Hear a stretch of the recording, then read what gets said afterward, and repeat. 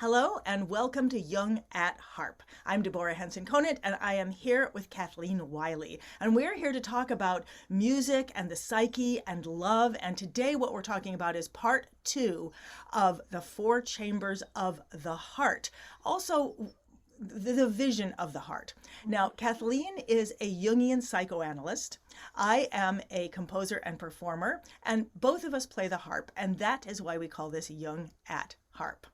So, Kathleen, last week we talked about the 4 chambers of the heart, and I would love you to go back over that. And we had some really interesting conversations right before we started this about how we are.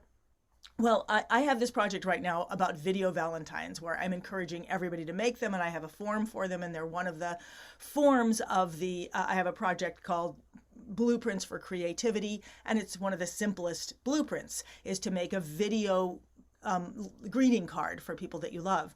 And one of the things that I'm discovering, the form is extremely simple. Anybody could do it. You could do it if you play an instrument or don't play an instrument.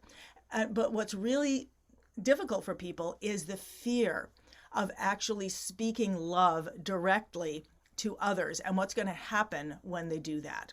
And I have a feeling that is relevant to the subject of the 4 chambers of the heart.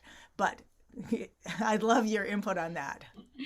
Absolutely. It is definitely it's definitely relevant. Fear causes us to shut down, wall off, retreat, collapse on what it is we value. The 4-chambered heart is the heart that's open, that's full, that's strong, and that's clear. And fear is what causes us, instead of to remain open-hearted, even to our own nature and our heart's desires, to close off. And fear is what causes us to lose courage. And so instead of being strong, we get weak, because the root of courage is the French word cœur, for the word for the heart. So our fear is actually always an invitation that there is some bit of ourself that we need, not expecting anyone else, but we need to be open to and fully engage and have courage and be strong-hearted to extend compassion to, and to really get clear about, is this fear something that's really about the present, or is this something I'm afraid of because it's happened in the past? And I've got lots of evidence, if I look, that it's not going to happen now, but it's still hanging around because it did happen in the past. And that is part of learning, is to actually learn from the past. So I get why we do that. Yeah. And I've often thought, they talk about fear responses being fight or flight and freeze. And I'm Mhm. just like, or hide. Like, why do they not speak of hide? Because for me, that seems to be the number one, that I will find all kinds of creative ways to hide and to resist. And I'm just surprised that that's not one of the well-known fight, flight, freeze, maybe because it doesn't begin with F. I don't know, fight, flight, freeze, or hide. And it seems like that, and that hiding leads to disconnection, it leads to addiction, it leads to all the things that keep us from being alive. And you and I were talking about this, so we've been talking about turning this into a podcast. And I'm sure it's simple, but when we've gotten advice on it, people are like, "Well, you got to do this, and it's got to be like this, and then you got to make sure you do this, and it's got to be blah," and to the point of I'm like, I blah, and we've been talking about it, and finally I just realized, you know what? This is what I say to my students all the time. I have to be willing to look bad. If I'm not willing for the possibility that it might look bad or be wrong or look foolish or something like that, I'm never gonna open. I'm sorry, my brain just went to like, I've got love songs on my brain. And when I said foolish, I remembered that beautiful song, My Foolish Heart. Mm. And which is one of the songs I sang in getting choked up in 30 Days of Love songs. This the fear of looking like a fool being a fool, meaning, not only do I look silly, but I look like I don't know what I'm doing. Mm. And yet that is the first step to doing anything that we can't do. And it is the first step to moving out. I mean, every little animal is moving awkwardly when it's little. It's what we love about it. And yet we're afraid. So sorry, I'm just taking this over and off on my little fear thing here. But I'm hearing my students, and not just students, but people who come to Harp Time Live, all the people who I'm telling about Video Valentines, they get the form of it. But there's that fear. What if I sing and I don't look good? What if I send something and someone doesn't respond? What if I make a gesture of love and it's awkward or they can't hear me? And it truly is painful. And it's a wound we don't necessarily know how to heal. If you cut your finger, we trust that is going to heal. But I don't necessarily trust that if there's an emotional hurt that I don't even know how it happened, that it will heal. Right. Well, I do think, yeah. I mean, I think what you're saying, there's so many directions that we could go with. I think what I do want to say is relationships, wounds that occur in relationship have to be healed in relationship. So part of the thing about the finger cut, if we cut ourselves with a piece of paper or a knife, we can go take care of that. But if our heart has been wounded because we've been rejected or we've been shamed when we reached out for love, then the only way that's ever going to be healed is to get in a relationship where when we reach out, we are received, where we aren't shamed. And that is often why people come into analysis or any kind of helping relationship, because it is a safe container where something different can be experienced. That can happen. And I think this is what happens in relationships that are healthy, that last over the long haul, is we help each other heal our wounds. So I want to circle back and tie it into the fight, flight, or freeze, because I think of hiding as being a manifestation of either flight or freeze. Sometimes people hide because they just get frozen. And then there's kind of a numbness, so they just retreat or they pull back or hide in some form. And other times I think fleeing, although we may stay present physically, internally we have walled off and hidden. So I think, to your question about why is it hiding in there, I think it's because that really is probably mostly a function of either flight or freeze.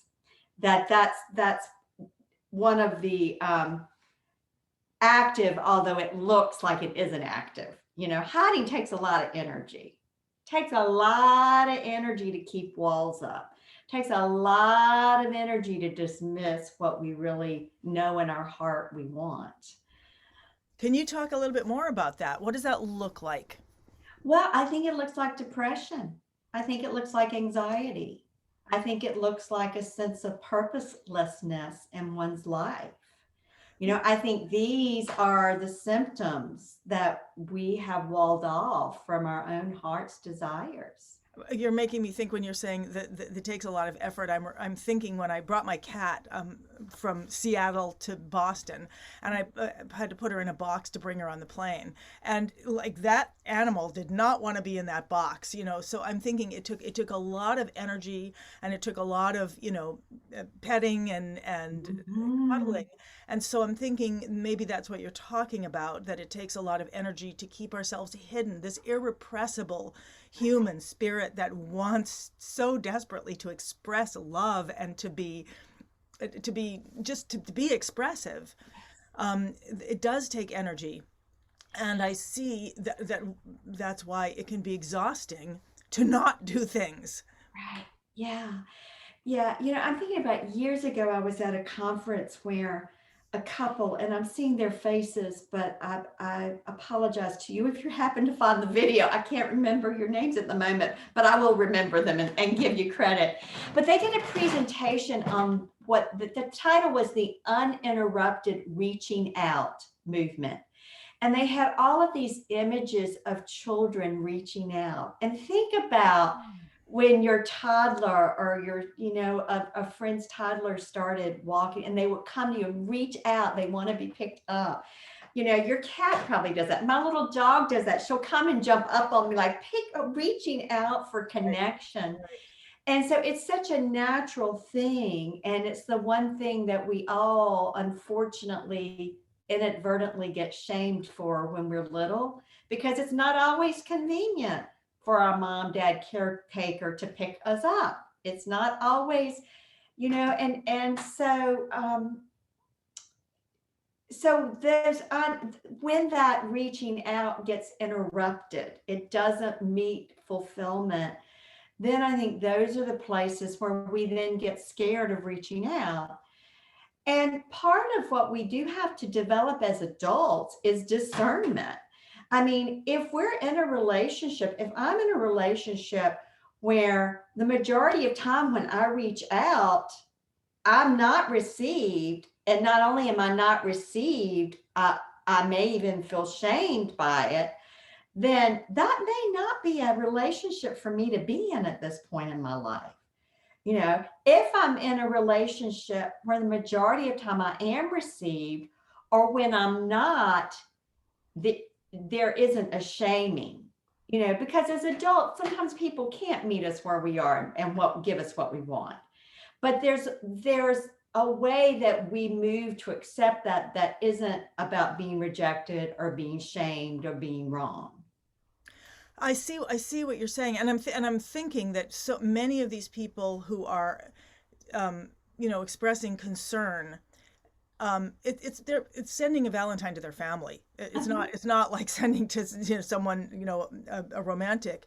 And I remember last year when I first seemed to have healed some kind of relationship with Valentine's Day, where I really resented it, and somehow something healed, and I decided to use it as an opportunity to reach out to all the people I love, of every kind of love. And I remember there were people I especially love that I was afraid to make the Valentine for, because I felt I didn't have a right to be that person for them, or something like that.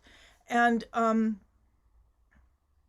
it took me, but when I did, and I was afraid, I don't know what I was afraid of. I think I was afraid of not being seen, or anyway, the point that I'm trying to say is that many of these relationships are relationships we don't want to walk away from. Mm-hmm. We do want to heal. And I'm really taken by this idea that you said that the paper cut, can be healed within the realm of this world, but that the pain that we are all carrying around, the wounds that we are all carrying around, and I'm assuming everybody is, that they can only be healed in relationship. That's right. Now, that's powerful, and especially because many people who are wounded become more and more isolated, so it's even harder to heal those. And so I'm imagining, I'm thinking, oh, well, how would they do that? And I'm thinking, well, organizations like 12-step, or, or churches, or, whatever it is that people have, those are areas that they can start healing those wounds. But what is the mechanism by which an inner wound is healed through relationship?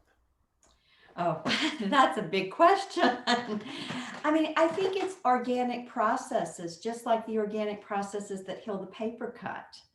I mean, you and I both know the body will heal itself if it's given the right conditions.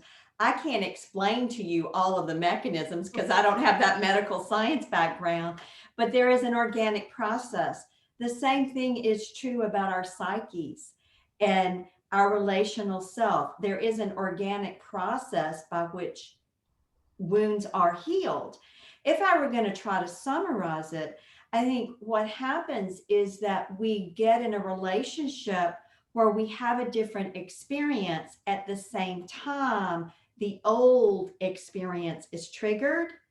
and we have enough sense of self that's grounded in the present moment that we can realize, wow, I really am feeling rejected, but clearly this person isn't rejecting me. They're here with me, they're assuring me they love me, and they just happen to give me a piece of feedback that they didn't intend at all as being anything rejecting. So part of the mechanism is getting a strong enough self that we can stay in this moment to deal with the reality of what's happening with the person we're in relationship in this moment, without automatically being pulled back to repeating on the inner plane that reenacting the wound. Wow. So it sounds like in any interaction that we're having, certainly where there's a wound involved, there's actually three relationships going on, or three people there. And it's a ménage à trois there, where I'm having a relationship with whatever happened in the past, which I've also put through my head, and it's not going to change ever. And then there's the new, which I'm imbuing somehow, or I'm comparing to the past. Well, and what I like to, the way I image it is it's like there's a filter from the past that gets triggered, and all of a sudden you're walled off, and the filter of the past is between you and the other person. And so then you aren't even experiencing the reality of the other person as pure.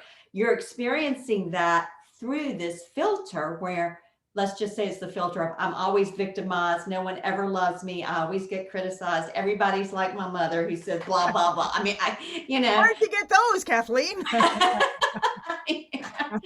Yeah. And so I think a large part of it, and I think this is where the four-chambered heart can be helpful.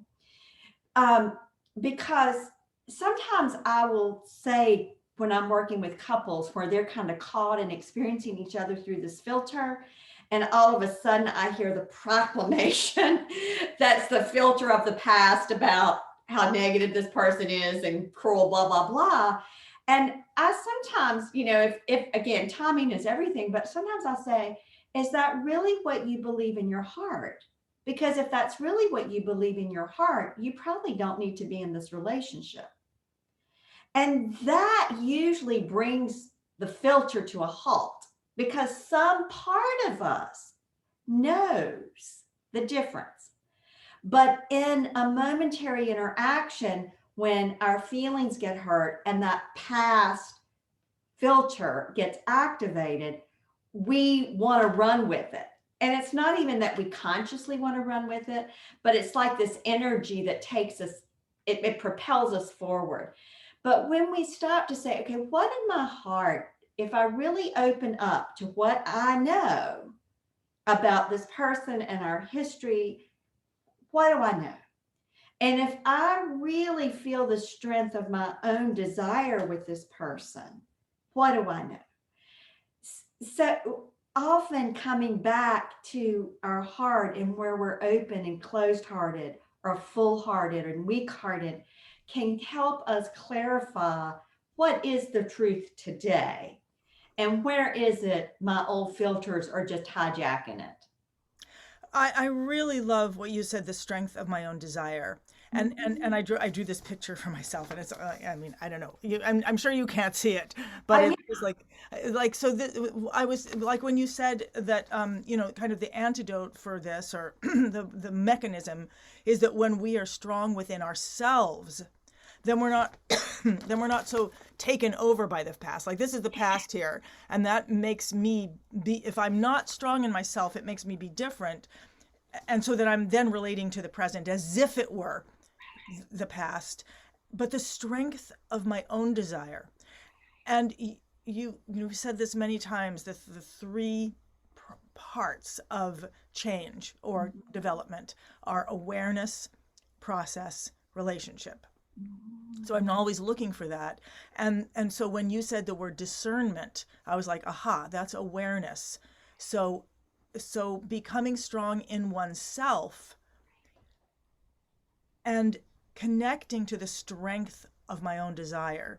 And I think that goes back to, we've talked about the strings of passion, the 7 principles that I that are in my creative resonance, and in the experience of creative resonance. And so the first principle is the principle of impulse, and it's always about connecting to one's own desire, purely to one's own desire, which usually means that that desire is reaching out to us. So it really is a first sense of connection. And I'm always talking about this in terms of an instrument, or in terms of creating anything, and being able to feel that impulse. And sometimes we don't feel that impulse, and so we have to sit down and we have to do things to prime the pot so that we will feel the impulse. But we're always looking for that impulse, which is every time we get it, and every time we reach out to ourselves, every time we reach out to what we most want to follow in ourselves, our deepest desire, I think that is when we are strengthening who we are, so that we can stand in that desire, so that we can actually withstand the past in order to actually be in the present with somebody. Yes. Yeah. It's like a jewel, sometimes when we're working through these wounds and we're in a relationship where the person we're with in relationship wants to and is able to stay present to us in a different way, we can really feel crazy. And I use the term loosely, but we can, because it's like our body can be like, all these chemicals and, anxiety responses, all this stuff that in our body creates problems. We all know what I'm talking about, is firing off. And yet this part of us, the larger self, we might call it, this part of us connected to the heart, can see what's happening here and know the truth. And so we can feel really torn. And so having the awareness, having the discernment to be able even to say out loud to ourselves, or to say out loud to the person we're in relationship with, if it's someone where we're intimate enough that this is appropriate. Now, there's some people where it wouldn't be appropriate and we need to just hold it ourselves. But to just say, wow, I hear that, and a part of me knows it, and this other part of me is stuck here. And I don't want to be stuck here, but I just want you to know that's there. Often just naming it and putting it out there in the field shifts something, As you were talking about this, I was having this kind of out of body experience. I was thinking, wait, it was in the realm of, why do we come here? Why do we have bodies? What is our relationship to our body? All those basic, because as we're talking about it, you said all those feelings, you know what I'm talking about. And I was like, I'm not sure I do know what you're talking about. But then I thought, okay, well, maybe it is all the things that I've come to think are reality through my sensory experience, or trying to understand people. And I come with all this like realm of like stuff, flies and stuff. Imagine the worst, television is changing every 2 seconds. But that's what's happening in my head. And then I'm thinking about the cat in the box, and I'm thinking that there is this spirit that came here that just wants to get out of the box. And yet there's all this, our boxes are much more complicated, and we believe them. I don't know where I'm going with this, but do you? Well, let me say this. I mean, I'm thinking about those feelings. So I just want to talk about that for just a minute. Those feelings are often those kind of niggling things that make us uncomfortable, whether it's that we feel a churning in our stomach, or we feel restless legs, or all of a sudden we feel an emptiness, or, those often they get labeled as anxiety or agitation or chaos. Think about anxiety, agitation, chaos, all invoke a sense of something in the body that's happening. They're not head states. They're body states. Right. And they're not spirit states. They're like me engaged in that.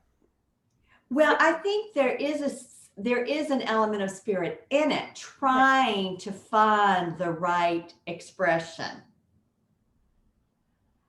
The Say more. Yeah.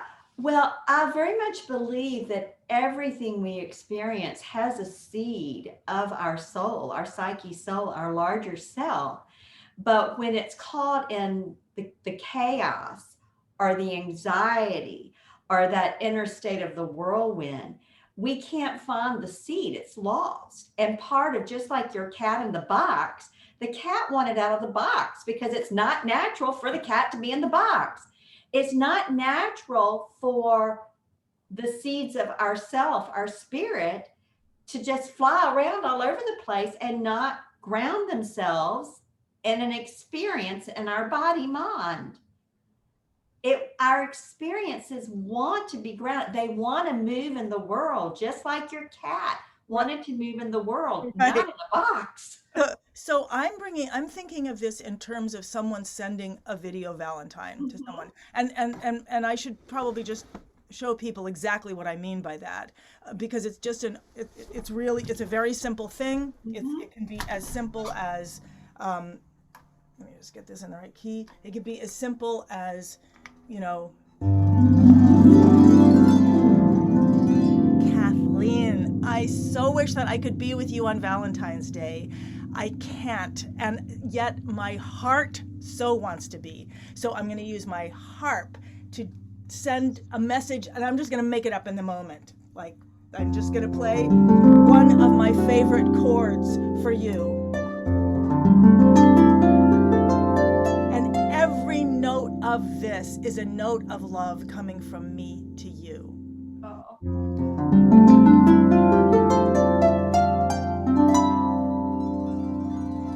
Happy, happy Valentine's Day.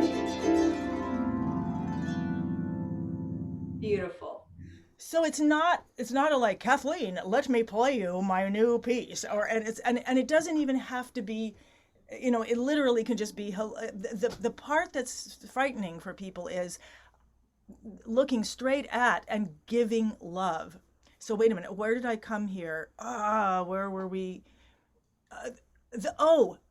So you were talking about that chaos, and Mhm. I think that something like this, when you are using music in a way that's physically easy, because that's part of it, it has to be, it's very Mhm. physically easy, and you are making human connection, you're grounding in love, in the Mhm. love that you have for someone.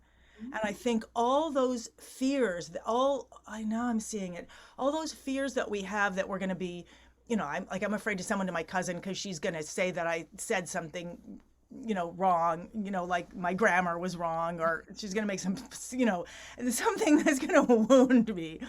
And which is just her way. Anyway, me being willing to ground myself in my statement of love, no matter what, no matter what. I think, And yeah, but I think that's key, that you're grounding yourself in your state of love, and it doesn't matter then what the other person does or doesn't do in response, because you've claimed this part of yourself. I think, and part of, and I don't want us to go too far off track because we don't have time today, but I think part of what we do is sometimes we think we're extending love, but it really isn't love. It's our own attachment desire, it's our own attachment need. And it's tricky because, of course, our attachment needs are tied up in love. So I think the other thing we have to be clear about is, if we are extending love in the sense that we think about it as a spiritual phenomena, then it doesn't have any strings attached and it's freely given. And so I think the other thing we have to do is get honest about that. you know, we may be wanting to send love, and along the way, we may also be sending a request to get some attention back. right. And that's okay. I mean, in truth, we're in relationship because we need each other. We need human connection. So I think the other thing we have to do is be able to be really honest with ourselves without any shame or judgment about it. Of course, I want a response Right. back. That's positive. And I gotta say, the idea that I would be able to, send something to my cousins and like really not like it shouldn't matter, and I can be like, right, it shouldn't matter, and I'm gonna send this off, and then and then everything in me is like, this is like, when is this gonna come back here, and because these just go back so far, and I feel like I don't have any defense against and clearly no defense is going to work. That is not going to work. We need what you said before, and I really want to come back to this, is the strength of my own desire, the strength of my own love. And I think you also talked about the open-hearted, those four chambers. I think that having that discernment helps us, because otherwise we're like, I think I love, I know I love you, but I don't know. But if we have strength of my own desire, and what are those four again, and how can we bring them into our expressions of love? Just start with Valentine's Day or the day after or the day before. It doesn't matter when we start. It's just, how can we do that? Yeah, well, one way we can do it is, of course, with the musical Valentine. And if you're not a musician who's watching, you can do it with whatever medium you want. I mean, we all have iPhones and smartphones these days that have a video setting.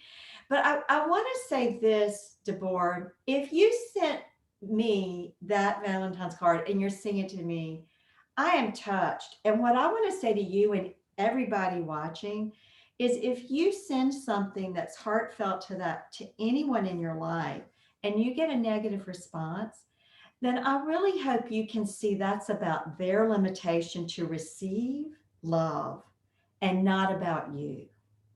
Because the truth of the matter is, sometimes we are in relationship and we love people who really don't know how to receive love and honor that human connection. And so they attack in some way. And that just is a reality of them and not you. And so when we come back to our heart, we can't make someone else be open-hearted, but we can decide we're going to be open-hearted no matter what. And we're going to let our own open-heartedness and full-heartedness and clear-heartedness and strong-heartedness help us take good care of ourselves, discern where we're going to keep reaching out and where we aren't, and where we're going to cultivate relationship, because people receive us when we reach out and they reach back. And we're going to quit trying to get people who don't know how to reach back to reach back. Right, trying to get someone to give us proof. Right.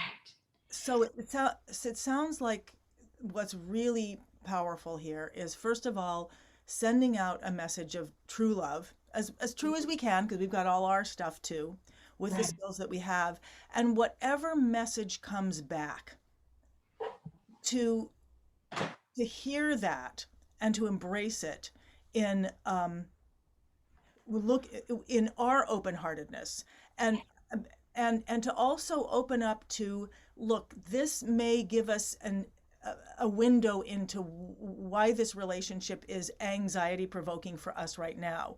And that doesn't mean to be like, okay, well, you didn't send a good response, so you're off my list. One of the people, so I wrote a blog post about this recently that people can read. One of the most meaningful Valentines I sent last year was to Sylvia, who was the woman who took me in when I left home really early and became sort of my foster mother. And had been in touch, and I sent her a Valentine last year, and I didn't hear back from her, and and I felt bad.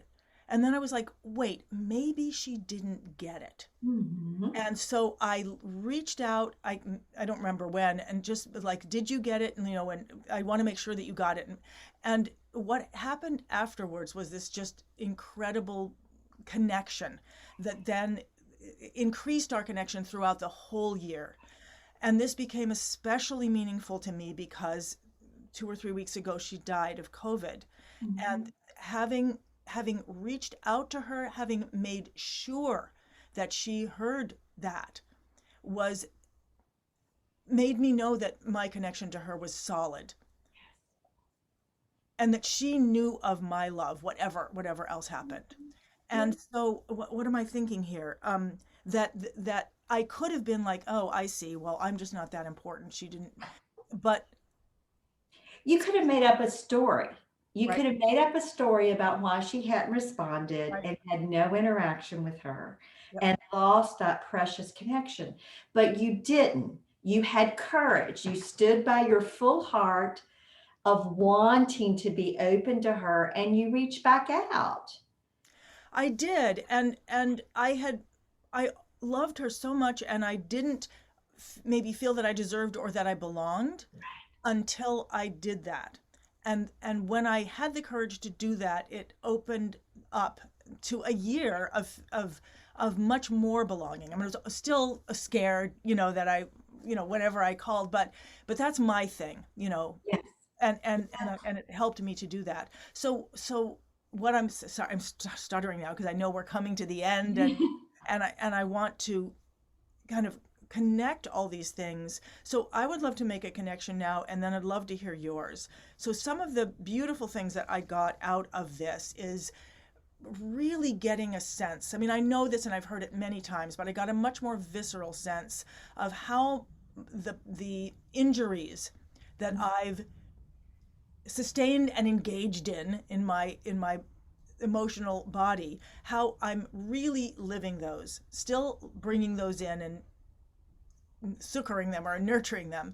And then that's what's cutting me off, when it does cut me off from relationships in the future. And as much as I can become open-hearted and strong-hearted and clear-hearted, and there's one more hearted, I don't remember what the last one is, focused-hearted or something, that I can actually impact that filter so that I can start reaching out. So that's one of the things that I got much clearer on in this conversation, and also the strength of my own desire.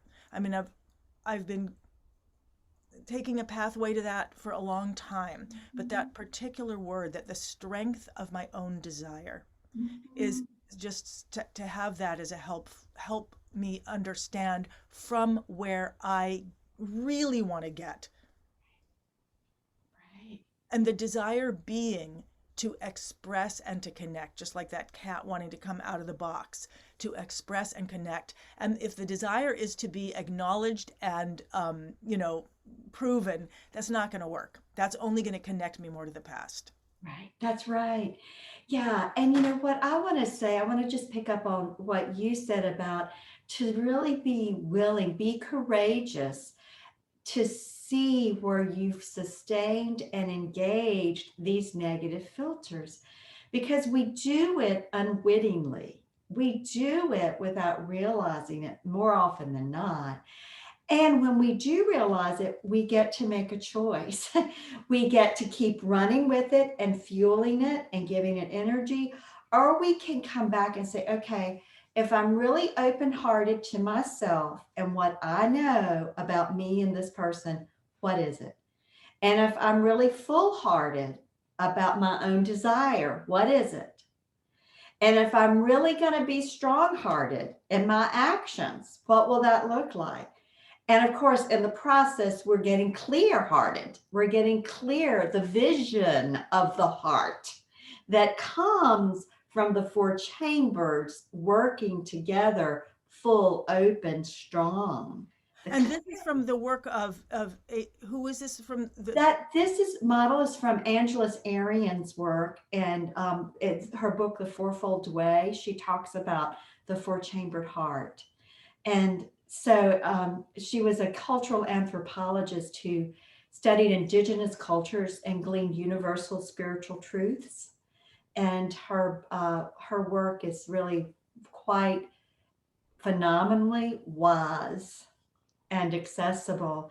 So I think what I want to say as we go to Valentine's Day is to be courageous and stand fully with what you know in your heart are your heart's desires, and have the courage to be clear about it.